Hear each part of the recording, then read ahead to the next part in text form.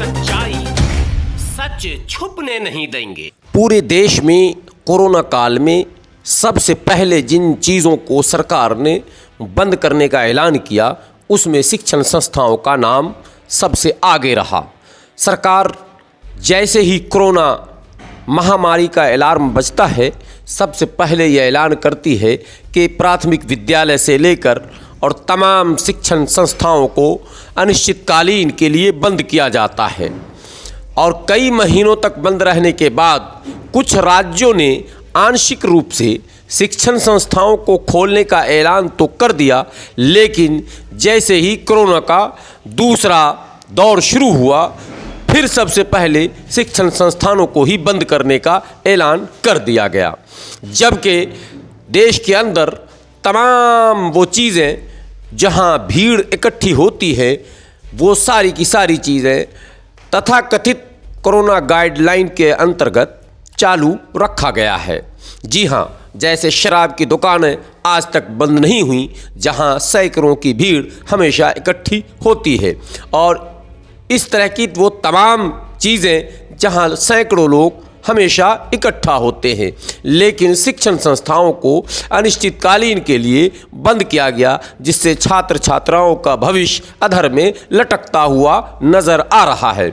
इसी को देखते हुए बेगूसराय में शिक्षा बचाओ अभियान के नारों के साथ पब्लिक स्कूल एसोसिएशन ने कोरोना गाइडलाइन का पालन करते हुए शिक्षण संस्थानों को खोलने की मांग को लेकर एक जबरदस्त धरना डीएम ऑफिस के समक्ष दिया। जी हाँ, बेगूसराय पब्लिक स्कूल एसोसिएशन के बैनर तले सैकड़ों की संख्या में निजी स्कूल के संचालक और कोचिंग संचालकों ने धरना देकर सरकार के खिलाफ नारेबाजी की। आपको बताता चलूँ कि कोरोना काल में सर्वाधिक सख्ती कोचिंग सेंटर और निजी शिक्षण संस्थाओं के ऊपर ही की गई थी, जिसके कारण ये तमाम लोग जिनके आय का स्रोत मात्र और मात्र पठन पाठन था वो सब के सब बेरोजगार हो गए।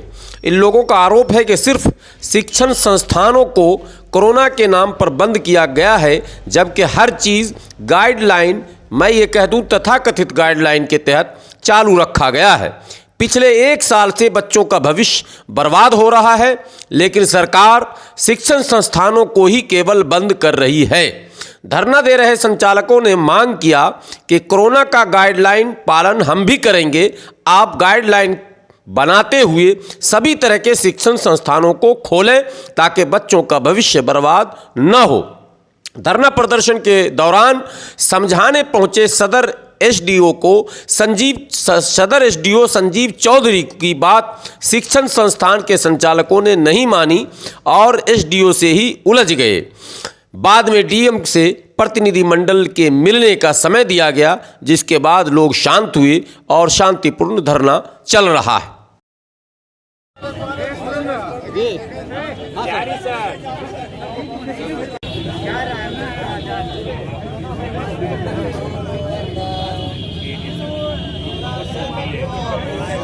हम लोग यहाँ पे इसलिए बैठे हैं कि सरकार ने स्कूल बंद करने का जो आदेश दिया है, इसको लेकर के सारे शिक्षक कोरोना से मरे ना मरे, वो भुखमरी से ज़रूर मर जाएंगे। शिक्षकों के लिए स्कूल का खुलना बहुत आवश्यक है, और साथ ही साथ इससे एक पीढ़ी का पढ़ाई पूरा चौपट हो रहा है। इसकी दुरुस्तता के लिए भी स्कूल को खोलना बहुत ही आवश्यक है, इसीलिए हम लोग धरना पे बैठे हुए हैं। क्लास प्रमोट करने से क्या होता है? आप इंजीनियरिंग का सर्टिफिकेट दे दीजिए, उनको कुछ बनाना नहीं आएगा तो फिर वो क्या करेंगे? सीधा ग्रेजुएशन का सर्टिफिकेट दे दीजिए, आप सीधा नौकरी दीजिए, फिर नौकरी दीजिए सीधे। प्रमोट करने से क्या? हमारा मांग है कि स्कूल को कोरोना गाइडलाइन के हिसाब से जिस तरह से खोला गया था, सोशल डिस्टेंसिंग, मास्क और सैनिटाइजर के साथ, हम लोग फिर से तैयार हैं स्कूल को खोलने के लिए। आप जिस तरह से बोलेंगे हम उस तरह से पढ़ाएंगे, 2 घंटे 3 घंटे आप जिस तरह से कहेंगे हम उस तरह से पढ़ाएंगे, लेकिन पढ़ाई शुरू होनी चाहिए।